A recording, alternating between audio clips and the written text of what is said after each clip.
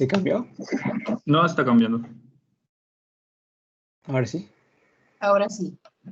Ok. Bueno, también se denomina abruptio placentae y viene siendo la separación parcial total de la placenta de su inserción en el útero. Generalmente se va a dar después de la semana 20 del embarazo hasta el alumbramiento.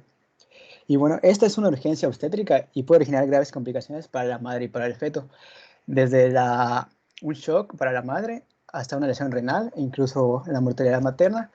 Y para el bebé, pues hipoxia es lo principal que puede terminar en la muerte fetal o incluso en partos prematuros. La mortalidad que mencionaba el libro era de 1% la mortalidad materna y la perinatal del 12%. Y bueno, esta es la segunda causa más común de hemorragia en el segundo trimestre. La primera causa la vimos ayer con nuestro compañero Majo, que era lo que viene siendo placenta previa. Y bueno, la incidencia te la manejan de que va desde 0.5 a 1.5 dependiendo del lugar.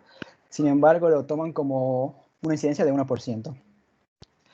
Y en cuanto a embarazos de repetición, es decir, que si en una gestación anterior tuvo un desprendimiento prematuro de placenta, en la siguiente gestación su probabilidad va a aumentar desde un 5 a un 17%, algunos lo manejan como 10%. Y, cada vez, y así, conforme vaya aumentando el siguiente embarazo, igual va a aumentar la probabilidad de tener un abruptio placentae.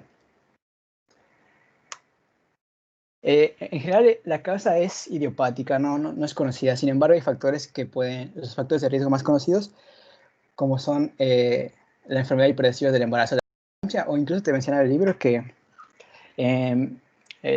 madres con hipertensión crónica, aunque esté controlada, es un factor de riesgo importante para tener abrupto placentae.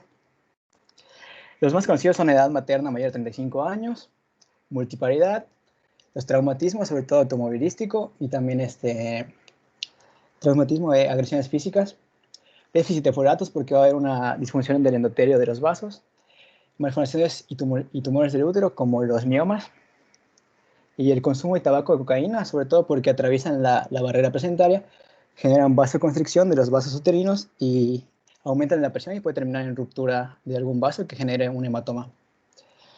También la ruptura prematura de membranas, trastornos de la coagulación. También te mencionaba el libro que es más común en la raza afroamericana y en los fetos masculinos. En cuanto a la patogenia, pues lo principal es que se va a desarrollar una hemorragia en la vesícula basal. Esta hemorragia va a ir desprendiendo poco a poco la placenta de su inserción en el útero. Dependiendo de dónde se desarrolle la hemorragia, puede ir disecando toda la placenta o disecar simplemente una parte lateral. Entonces esto va a propiciar que la hemorragia salga y se manifieste como una hemorragia vaginal que se va a desarrollar en el 80% de los casos. O igual puede quedarse como una hemorragia oculta, puede quedarse dentro del útero, atrás de la placenta retroplacentaria. Y eso se va a dar en el 20% de los casos. Sin embargo, también te menciona el libro que pues, puede darse una condición mixta donde se manifieste la hemorragia externa y también queda atrapada sangre dentro del útero, por lo que la sangre que tú observes que salga externamente, pues no va a ser realmente la sangre que la madre ha perdido. Aquí es otro esquema. Del lado izquierdo en el morado se puede ver lo que viene siendo una hemorragia oculta. Y en el lado derecho pues se puede ver lo que viene siendo ya la hemorragia externa, que logró disecar un borde de la placenta y logró salir por el orificio vaginal. Ahora, hablando un poco de la fisiopatología, pues bueno, los síntomas principales van a ser lo que ya mencionamos, la hemorragia, el dolor abdominal, la hipertonía uterina y sobre todo va a haber aquí una disminución del bienestar fetal. Sobre todo se va a deber a la hipoxia que ahorita les voy a explicar. Se desarrolla el hematoma, entonces va a ir desprendiéndose poco a poco la placenta. Esto va a generar una interrupción brusca del intercambio materno-fetal, va a disminuir el intercambio de oxígeno, nutrientes y va a generar una hipoxia fetal. También la lesión vascular, normalmente de las arterias espirales, va a generar que se liberen endotelina 1 y tromboxano A2, que son potentes vasoconstrictores y van a propiciar más aún la hipoxia fetal. Aparte, esta lesión endoplacentaria va a generar que se liberen otras sustancias como trombina o prostaglandinas que van a provocar un aumento del tono uterino. Esto va a comprimir aún más los vasos miometrales y va a generar todavía más hipoxia. Y en casos graves donde hay una pérdida sanguínea pues grande, se va a dar lo que viene siendo el shock hemorrágico materno y esto pues va a generar aún más hipoxia para el bebé. La hipoxia igual depende de la cantidad de la placenta que se desprende, que ahorita les voy a decir un poco de la clasificación de Page más adelante, pero mayormente si se desprende más del 50% de la placenta, pues ya va a provocar la muerte fetal. Ahora, ¿cómo se da el dolor abdominal? Pues básicamente esta lesión que se generó y la hipoxia van a aumentar lo que ya les mencioné, que es la trombina y la síntesis de prostaglandinas, que estos son uterotónicos, van a aumentar la hipertonía uterina. También la trombina, a su vez, va a disminuir los receptores de progesterona y esto va a propiciar que haya una progesterona funcional disminuida y pues se puede desarrollar lo que viene siendo el inicio del trabajo de parto. Todo esto va a generar dolor abdominal y en los casos graves donde existe un hematoma masivo, la sangre se puede extravasar al miometrio causando lo que se conoce como útero de Covarier o apoplejía uteroplacentaria, que ahorita tengo unas imágenes donde se los puse, y esto va a generar un dolor abdominal intenso. Y esos son los casos graves que generalmente se acompaña de muerte fetal y de coagulación intravascular diseminada. Bueno, aquí podemos ver la imagen del útero de Covarier, que bueno, es una infiltración hemática en el miometrio cuando hay un hematoma masivo. Y bueno, se va a extender por todo el miometrio y va a alcanzar los ligamentos anchos, adquiriendo una coloración azulada, como podemos ver en la imagen. Y solo se puede diagnosticar por visualización directa o por biopsia. Y como mencionó la doctora ayer, pues el tratamiento va a ser la histerectomía. Podemos ver un dibujo donde se puede ver el hematoma masivo y la equimosis hasta el ligamento ancho. Y aquí ya son imágenes ya reales de lo que viene siendo el útero de Covarier.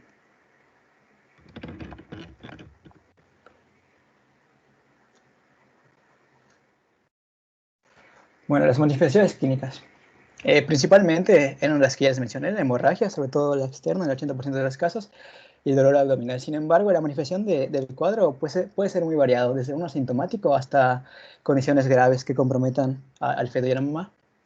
El libro te mencionaba que la hemorragia suele ser de escasa intensidad y sobre todo te decía que era oscura.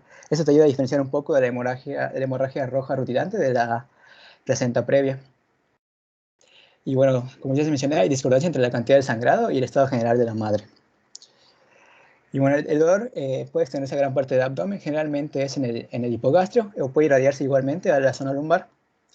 Puede ser intenso o pasar inadvertido como contracciones uterinas. Solo quiero agregar algo, si me permites un momentito, Luis. Sí. Bueno, normalmente bueno, me imagino ustedes ya han visto alguna paciente con dolor de trabajo de parto. Es algo que, bueno, dices, es un dolor, pero es intermitente. Quiere decir que cuando tiene la contracción es cuando siente el dolor. Dependiendo del umbral de cada paciente, pues es la manifestación que van a tener, pero casi siempre es algo que puedes considerar dentro de lo normal, o sea, entre comillas, ¿no? Normal. Las pacientes se quejan, tienen dolor, pero cuando se relaja el útero, las pacientes dejan de tener dolor automáticamente. Es así de muy característico, ¿no? El dolor de trabajo de parto. Por eso le llaman dolor tipo obstétrico.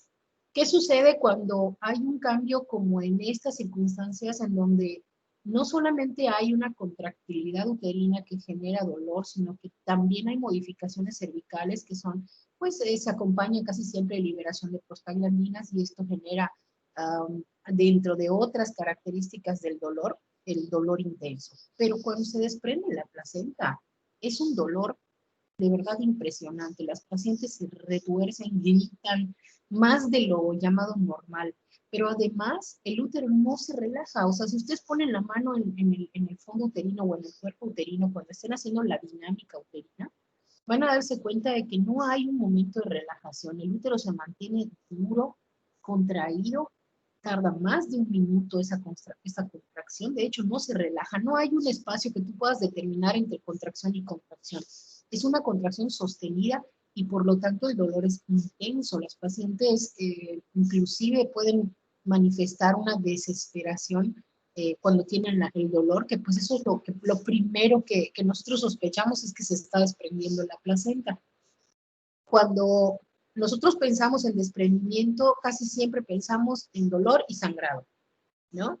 Pero pues lo que comentaste de la hemorragia oculta es realmente el lado oscuro de todo esto, porque no ves el sangrado, solo ves la manifestación del dolor y la intensidad de la contracción, que inclusive pareciera en serio que la paciente tuviera una piedra debajo de su piel y no un útero, ¿no? Es durísimo el útero, se pone duro, tenso, no se relaja nunca, el dolor, las pacientes sienten que la espalda se les está rompiendo, y obviamente eso también es algo que nos llama la atención. Ahora, si además de eso podemos observar un sangrado, en algunas ocasiones cuando hacemos tacto nos podemos dar cuenta de que inclusive la consistencia del sangrado es diferente.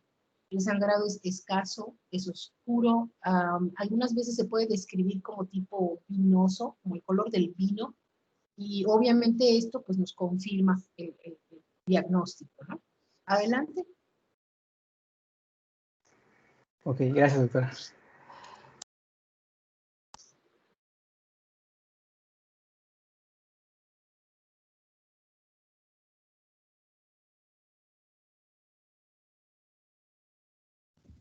Luis, creo que se apagó tu micro. Ah, gracias, sí, no lo había visto. Bueno, en la expresión, como lo mencionó la doctora, se va a encontrar lo que viene siendo la hipertonía uterina y la texistoria. Esto por aumento de la síntesis de prostaglandinas. Y también te mencionaba, que aquí no lo puse, se me olvidó, que puedes realizar el tacto vaginal siempre y cuando hayas descartado lo que viene siendo la placenta previa, y se podría encontrar incluso dilatación del cervix. Se puede realizar la ecografía. El libro te mencionaba que tiene una utilidad limitada, porque al inicio del sangrado no vas a poder diferenciar no vas a poder diferenciar la hemorragia.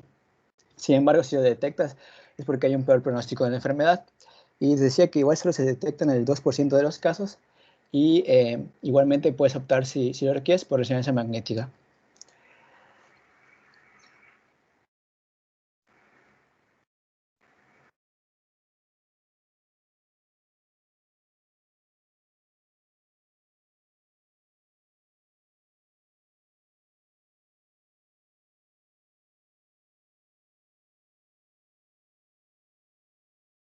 Luis, ¿volviste a apagar tu micrófono?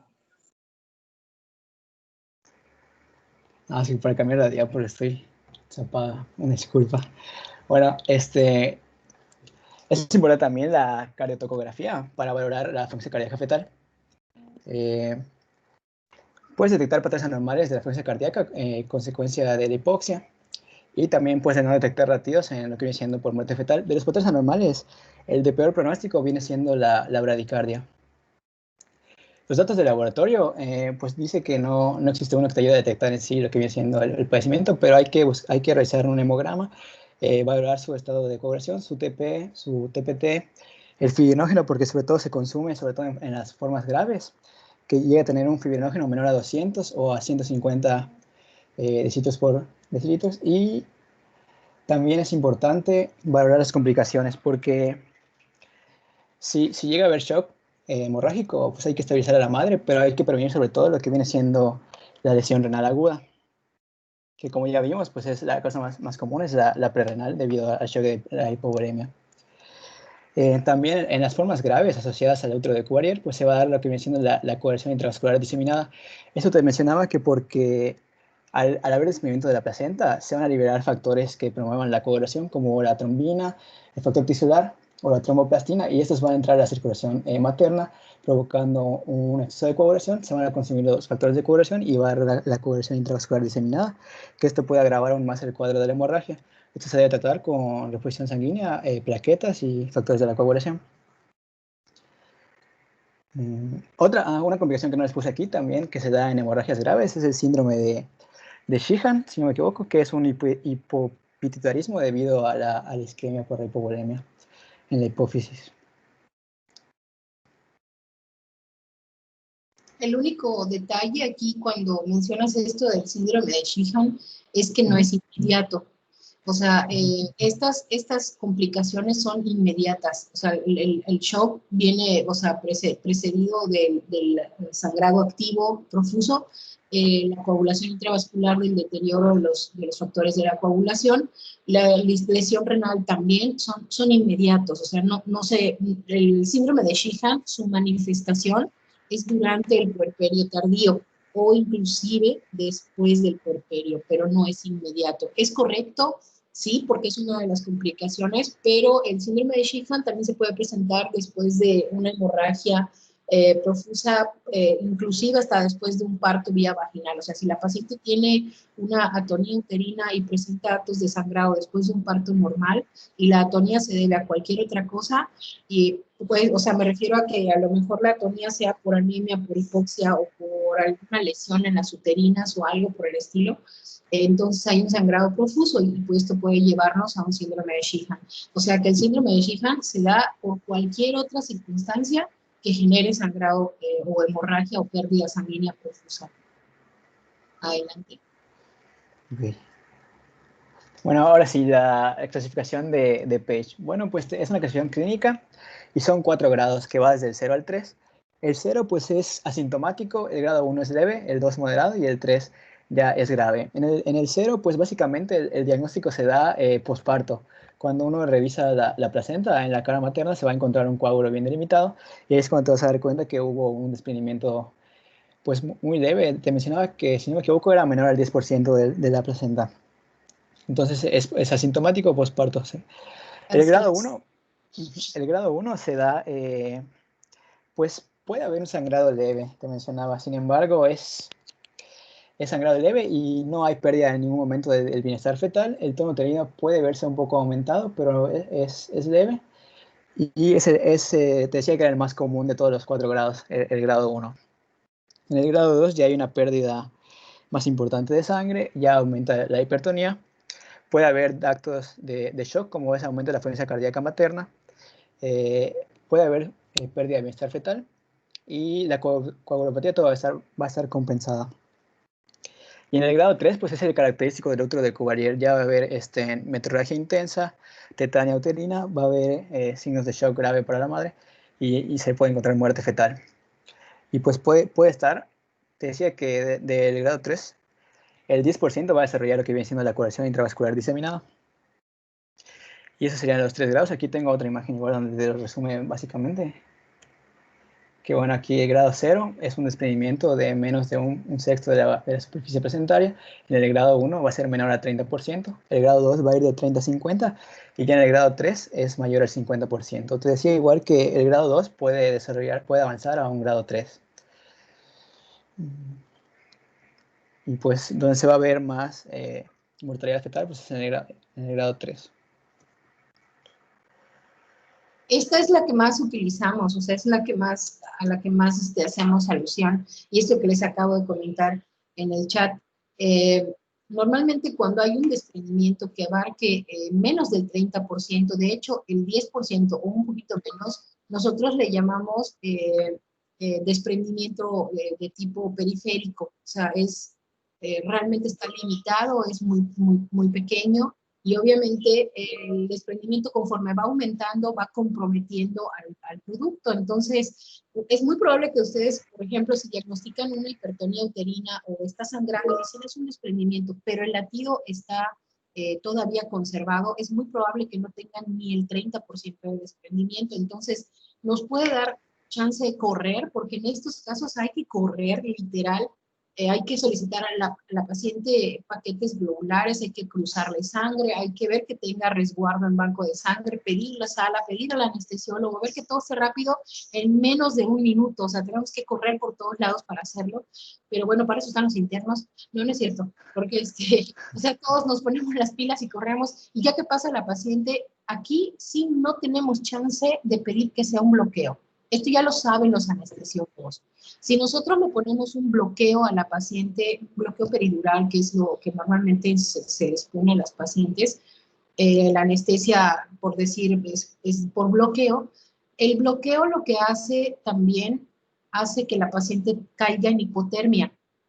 La hipotermia puede generar también cambios en la perfusión sanguínea, tanto para la placenta, para el útero, como para el producto. O sea, en general, tanto a la madre como al feto, no es prudente que la paciente tenga esta disminución importante en su frecuencia, en su temperatura, perdón. Y obviamente esto es parte de lo que se tiene normalmente. O sea, una paciente cuando la pasamos a cesárea y le ponen bloqueo, es muy probable que baje la temperatura de la paciente y obviamente lo que tenemos que hacer es escuchar el corazón del bebé, porque si baja la temperatura de la madre, hace bradicardia y también hace bradicardia el producto. Entonces, si esto pasa en una situación normal, imagínense en una paciente que tiene un desprendimiento. O sea, de entrada, la anestesia tiene que ser de tipo general. A la paciente le tienen que dar un manejo médico de sedación y luego intubarla. Y cuando la paciente ya está intubada, desde el momento en el que el médico anestesiólogo nos dice ya, porque le pone el tubo, en ese momento nosotros empezamos a hacer la disección. O sea, nosotros la vestimos así en friega, la descubrimos con el área donde vamos a operar y ponemos el bisturí asentado en el abdomen. No podemos empezar la cirugía hasta que el anestesiólogo ya coloca el tubo endotraqueal y nos dice, listo. En ese momento nosotros ya tenemos el bisturí listo sobre el abdomen, empezamos el procedimiento y tenemos chance entre 1 y 2 minutos, de hecho 1 minuto para sacar al bebé. Y esto es ¿por qué? Porque los médicos anestesiólogos le pasan a las pacientes un medicamento que se llama alotano o cualquier otro que sea tóxico y no vamos a poder saber si el bebé sale ponchado por el desprendimiento que tuvo la paciente, o sea, la placenta, o porque el médico anestesiólogo le pone algún tipo de anestésico que ya pasó a la circulación materno-fetal. Entonces, por esa razón, tenemos que apurarnos inclusive para sacar al bebé para que no sufra más daño del que de por sí está generándole la hipoxia. Entonces, desde el 30% hasta el 60% de desprendimiento, el producto empieza a sufrir, empieza a tener disminución del aporte de oxígeno, obviamente se hace más marcado cuando ya tiene 50%, 60% de desprendimiento y se puede morir. En ese momento ya realmente corremos, pero también tenemos el riesgo de sacarlo en paro. Muy bien, adelante.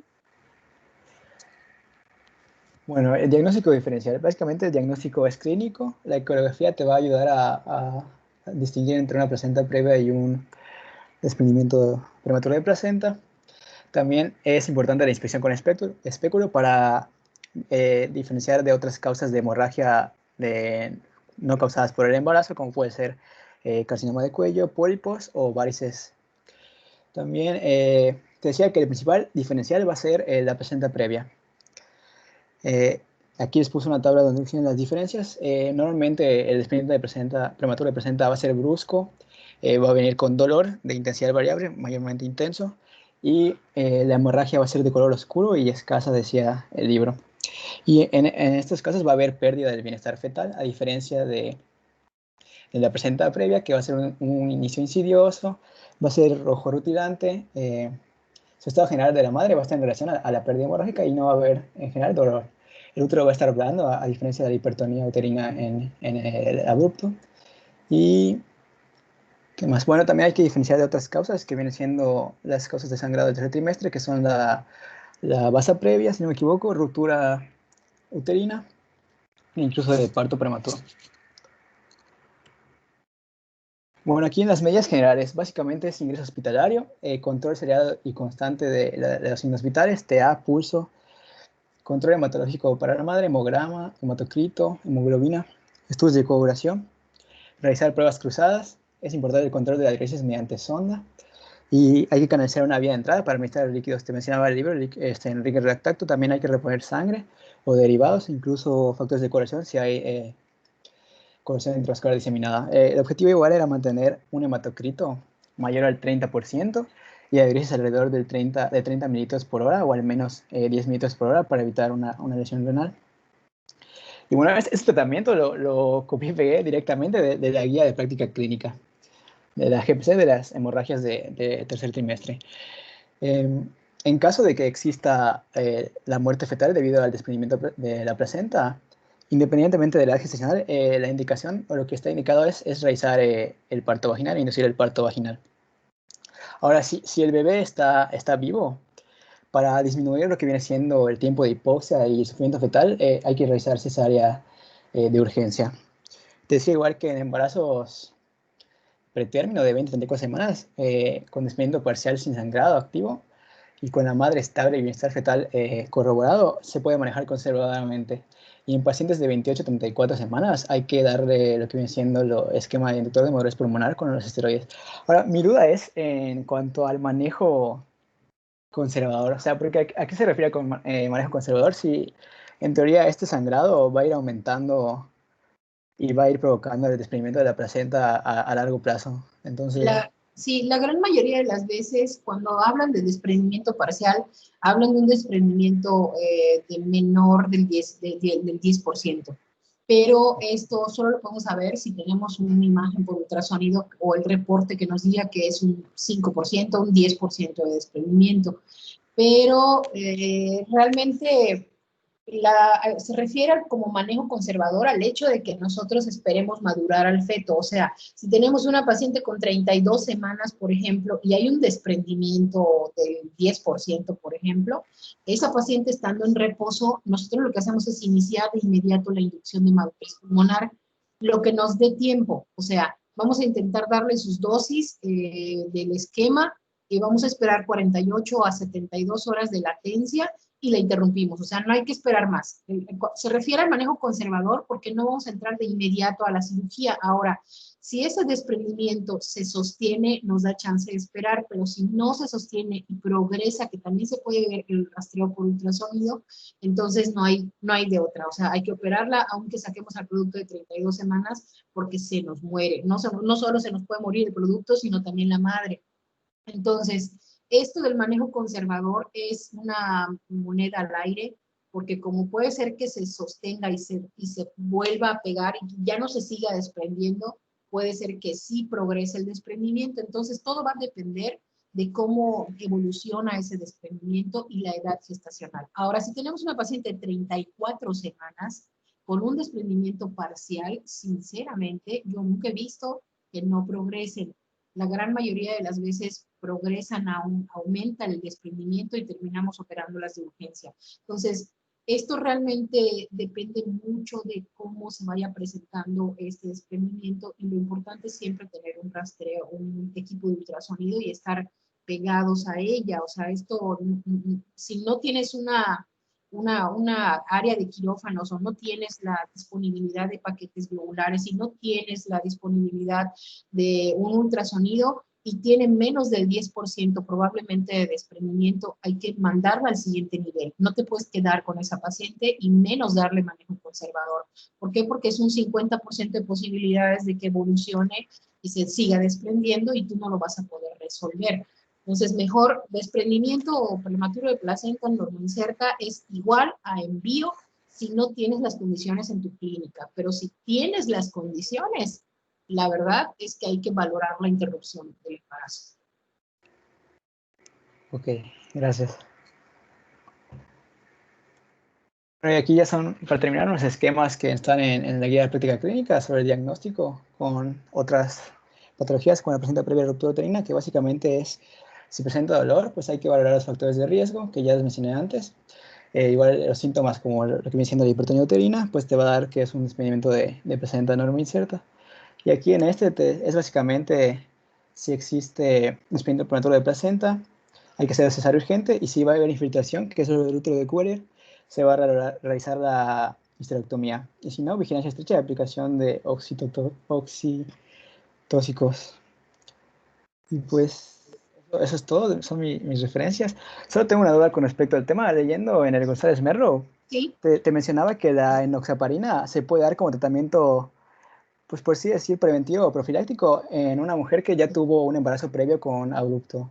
¿Sí se utiliza todavía la enoxaparina? O sea, No, o sea, solo si tenemos prueba de que hay prolongación de los tiempos de coagulación o tiene antecedentes serios de complicación de tipo hematológico, porque realmente no lo manejamos acá como rutina, o sea, no se puede establecer como manejo de rutina. Lo único es que, bueno, de antemano en el Hospital Orán, por ejemplo, son muy pocas las pacientes en la actualidad que manejamos en conducción para trabajo de parto. Casi siempre nos llegan pacientes complicadas. Inclusive hemos tenido problemas y conflictos con las clínicas periféricas porque mandan pacientes con desprendimiento de placenta. O sea, dices, bueno, Si de por sí pueden evolucionar a un desprendimiento total, con el movimiento de la ambulancia, pues llegan, de verdad, llegan muy mal las pacientes al Hospital Orán. Y esto ha sido un tema de controversia porque las envían clínicas, por ejemplo, las del IMSS Prospera, que a veces tienen médicos ahí, pero como la paciente deja de ser derechohabiente, la trasladan al hospital en vez de operarlas ahí. No sé si me explico. O sea, el detalle es que cuando se desprende la placenta es progresiva y lo único que podemos hacer es resguardar paquetes globulares e intervenir lo más pronto posible. Lo ideal es la interrupción así de primera instancia lo más pronto posible. ¿Por qué? Porque mientras más tiempo pase con ese desprendimiento, más complicaciones y deterioro de la cadena de la coagulación tiene la paciente. Entonces es más probable que desencadene una CID y esto la puede llevar inclusive a permanecer en terapia o fallecer, que ya nos ha pasado. Entonces, realmente no existe un manejo pues previo establecido para evitar que la paciente termine inclusive en histerectomía. El manejo de entrada es la aplicación de carbetocina. Si nosotros tenemos carbetocina, la carbetocina. Si no tenemos carbetocina, podemos aplicar directamente en los cuernos uterinos la oxitocina. O sea, no pasarse la IV, sino directo en los cuernos uterinos y dar masaje. Eso es lo más importante. Por eso van a ver ustedes, si tienen oportunidad de entrar a una cirugía, claro, lo primero es hacernos a un lado para que pase todo el equipo quirúrgico. Una vez que ya empiece la cirugía, no se pierdan cómo, o sea, la evolución, cómo manejan la atonía uterina en quirófano, porque no es lo mismo manejar una atonía uterina con la paciente en trabajo de parto o después del parto a manejarla con el útero expuesto. Lo que hacemos es dar un masaje vigoroso en lo que es el fondo uterino y en los cuernos uterinos para estimular la contractilidad, pero además tenemos que aplicar directamente en los cuernos, en cada uno, una ámpula de oxitocina para que ayude a la contractilidad. Y si esto no es posible, si no nos ayuda, si se afloja el útero y sangra la paciente, tenemos que ligar las uterinas en el caso en el que nosotros tenemos que hacer todo lo posible para salvar ese útero. Y si no se puede, pues entonces terminamos en histerectomía. Pero entonces, todo ese tiempo que la paciente lleva intentando, o llevamos nosotros intentando preservar el útero, pues la paciente sigue sangrando. Entonces, no podemos también nosotros darnos el lujo de esperar mucho tiempo. ¿Cómo nosotros sabemos que ya hay que hacer una histerectomía? Depende del sangrado. O sea, nuestra guía es el sangrado. Constantemente estamos revisando entre las piernas y evaluando la cantidad de sangre que se está perdiendo. No nos podemos dar el lujo de decir, ah, bueno, ya perdió 2 mililitros, ¿no? O sea, ya le vamos a hacer histerectomía. No, o sea, eso es desde antes. Normalmente, ¿ustedes saben cuánto pierde una paciente sangrando en una cesárea? Lo normal.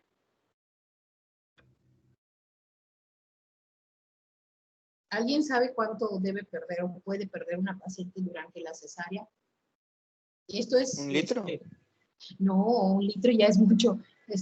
Normalmente son 600 mililitros, Alfonso. O sea, son 600 mililitros, tal vez 500, 600, ¿no? Eso es como que nuestro tope, eso es lo que normalmente sangran las pacientes. Pero cuando hablamos de 1 litro, ya nosotros no nos podemos dar el lujo de seguir permitiendo que siga sangrando. Entonces, esto nos lleva al diagnóstico de hemorragia y obviamente tenemos que hacer algo. Si no hacemos histerectomía, entonces hacemos ligadura de uterinas y si no se puede, nos vamos más abajo, hacemos ligadura de hipogástrica y obviamente esto nos puede ayudar a preservar el útero. Pero en la gran mayoría de las ocasiones se necesita que tengamos ese entrenamiento. No es fácil porque hay que levantar el útero, abrir retroperitoneo y buscar los vasos hipogástricos, bueno, el vaso hipogástrico o la hipogástrica. Y obviamente eso lo hacen las personas que tienen el entrenamiento, porque no es lo mismo hacer una cesárea a tener el entrenamiento sobre la circulación o todo lo relacionado con la pelvis, ¿no? La circulación de la pelvis. Entonces, no es tan fácil, no cualquiera lo hace, ¿no? Y a veces, aunque tengas el conocimiento, necesitas hacerlo muchas veces, porque si no lo haces, puedes dañar permanentemente a la paciente. O sea, si ligas vasos que no debes o ligas mal los vasos sanguíneos. Entonces, esto le puede causar a las pacientes alteraciones vasculares para toda su vida. Pues obviamente esto no es tan fácil. Y lo que a veces hacemos cuando la paciente sangra 1000, 1200, 1500, dice ya hicimos todo y no revierte, no se puede, entonces ni hablar, se tiene que hacer histerectomía. Entonces, esto es dramático, es una, ¿cómo decirlo? Es una solución radical hacer la histerectomía. De entrada, si nosotros vemos que además de la atonía hay infiltrado y vemos al útero negro con una flacidez de tipo leñosa, así lo llamamos, hasta duro, está chicloso el útero, esto es muy diferente a la tensión que tiene el útero después de una cesárea normal. El útero se contrae, inclusive se pueden ver las líneas de contracción de la musculatura del útero. En cambio, si no hay esta contracción y está flojo, es un útero que tú lo tocas y se siente como cuando haces pan con la masa y estás amasando ahí para hacer un pan o algo con harina y agua. Así se siente el útero cuando no está contraído, está chicloso, está baboso, muy fofo, muy flojo, y obviamente eso nos dice que hagamos lo que hagamos, no se va a contraer, y ya no vamos a esperar que siga pasando el tiempo y que siga sangrando. Entonces, de entrada, cuando el útero está así, es hacer histerectomía, ya no hay de otra. Y ese útero se tiene que mandar a patología, siempre. Bueno, hasta aquí alguna pregunta. Muchas gracias, Luis. Estuvo muy bien la presentación. Lo que más me interesa es que ustedes tengan presente el diagnóstico diferencial. Eso es importante porque lo más seguro es que vengan casos clínicos. Casi siempre vienen casos clínicos. A lo mejor no para establecer un diagnóstico, pero sí les puede llevar a saber la diferencia entre una y otra patología, ¿no? Entonces, revisen la clasificación, apréndanse bien la de Page, es importante, sobre todo porque a ustedes les puede tocar, estando en la comunidad, diagnosticarlo, que si es así, no se queden con las pacientes, hay que trasladarlas, porque pues lo más seguro es que ustedes estén en comunidades en donde no van a tener una sala quirúrgica ni nada por el estilo. Entonces, si ustedes sienten que la paciente tiene alto riesgo de desprendimiento de placenta, pues hay que trasladarlas, ¿no? ¿Alguna pregunta?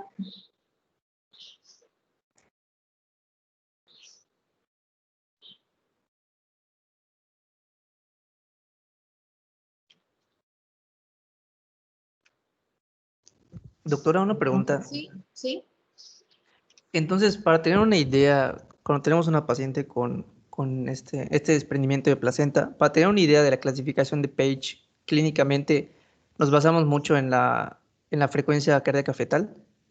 Sí, es nuestro marcador. La gran mayoría de las veces el sangrado y el tono uterino son importantes, pero si está conservada la frecuencia cardíaca fetal, es muy probable que no haya llegado ni al 30% de desprendimiento. Pero obviamente eso no significa que nosotros bajemos la guardia, al contrario, es cuando más rápido debemos actuar, porque estamos a tiempo de sacar al bebé antes de que empiece su compromiso, ¿no? Entonces está con baja reserva, pero todavía no está en sufrimiento. Entonces hay que correr para poderlo sacar en las mejores condiciones posibles. Ok, doctora. Estoy en una comunidad y el bebé ya tiene bradicardia, aún así es envío a clínica que pueda atender a la paciente, ¿no? Definitivamente sí, porque aunque tú ya sepas que el bebé probablemente se muera en el traslado, el problema no queda ahí, o sea, el problema es todavía mayor porque entonces la liberación de factores de coagulación pueden hacer que la paciente tenga una CID y mientras más tarde en resolverse la gestación, o sea, el embarazo, me refiero a que a pesar de que haya muerto el bebé, a veces tiene que ser cesárea porque no hay condiciones cervicales y obviamente no vamos a esperar 8 o 12 horas después más para que dilate y pueda expulsarlo. No sé si me explico. O sea, el detalle aquí es que la interrupción de la gestación es lo que puede marcar la diferencia. A veces, si hacemos una cesárea en forma correcta, con el material correcto, en tiempo para resolverla, es muy probable que la paciente, pues bueno, tarde en recuperar su hemoglobina, pero no desarrolle una CID. Si dejamos que pase tiempo, porque ahí decía, bueno, tiene un desprendimiento y puede ser vía vaginal si el bebé está muerto, sí, pero si ya tiene trabajo de parto. No sé si me explico. No, no antes, o sea, si todavía está, si está cerrado o no hay condiciones para un parto a corto plazo, no vale la pena conducirla. Obviamente no la podemos conducir aunque se haya muerto el bebé. ¿Por qué? Porque hay otro tipo se desencadena otro tipo de alteraciones que inclusive después del parto podemos tener como consecuencias. Aquí la madre es la que va a tener que ser nuestra prioridad. No sé si me explico. O sea, de entrada, en un embarazo los dos son nuestra prioridad, pero si el bebé ya murió y la paciente está sin condiciones cervicales, hay que sacar a ese bebé, hay que sacar la placenta de ahí, porque sigue liberando factores que pueden alterar la circulación en la madre, y entonces ella va a tener una coagulación intravascular diseminada, nos puede hacer atonía uterina, y no tiene caso someter a la madre a un estrés todavía mayor, que nos puede llevar inclusive a la muerte materna. Entonces hay que operarla, hay que desembarazarla. Ahora bien, si la paciente tiene, no tiene condiciones o los tiene durante el traslado y llegar a nacer durante el traslado, porque también puede pasar que ya esté en trabajo de parto 6, 7 de dilatación y tú sientes que el bebé ya está, aunque esté a 10 latidos por minuto, hay que enviarla. No se pueden ustedes quedar con un caso así, porque es preferible que, digo, que las cosas salgan mal, pero tú la trasladaste y no que digan, ah, bueno, me quedé porque ya se había muerto el bebé, se queda conmigo la paciente. No, porque todavía hay mucho más que puede haber y se te pueden morir los dos. Entonces, nunca se queden con una paciente con sospecha de desprendimiento de placenta, nunca se queden con una paciente aunque haya muerto el bebé, hay que trasladarlas. Ok, doctora, muchas gracias. No, de nada, al contrario. ¿Alguien quiere comentar o agregar algo?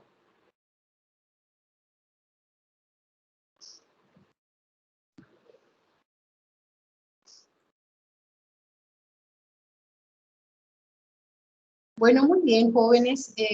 Veo que están todos aquí en la plataforma.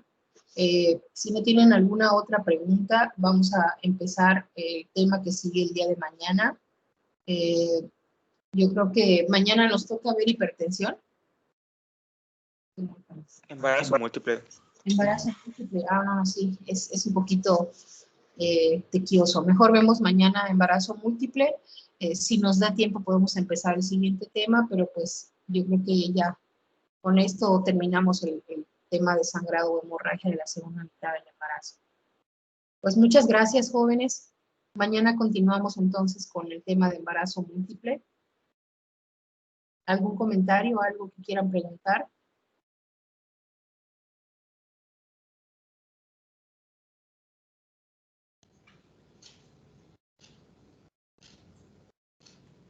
Bueno, lo más bonito de estos dos temas que son de mis favoritos es que de repente a veces me apasiona y empiezo a hablar como un loro, es este tema de hemorragias de la segunda mitad del embarazo.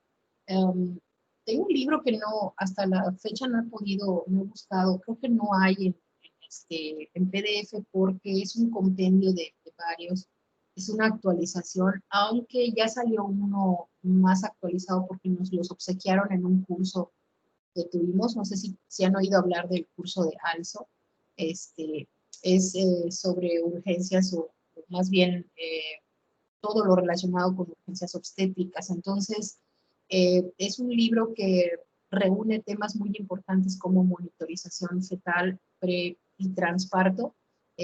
Habla de embarazo ectópico, habla de hemorragia durante el embarazo. Entonces, lo que puedo hacer, ya descargué la aplicación de CamScanner, lo voy a tratar de escanear y de organizar para que yo se los pueda subir a la plataforma y puedan revisarlo. Si no para las clases, para el examen, porque está como resumido, tiene los puntos más importantes, las clasificaciones más importantes también, y pues les puede servir inclusive para el ENARM como apoyo junto con los libros de la CTO. Entonces, voy a tratar de tenerlo listo este fin de semana para subírselos. Creo que ya revisaron lo de la tarea, ¿verdad? ¿Ya lo vieron? Sí, doctora. Bueno, pues tenemos hasta el viernes para que me dé tiempo el fin de semana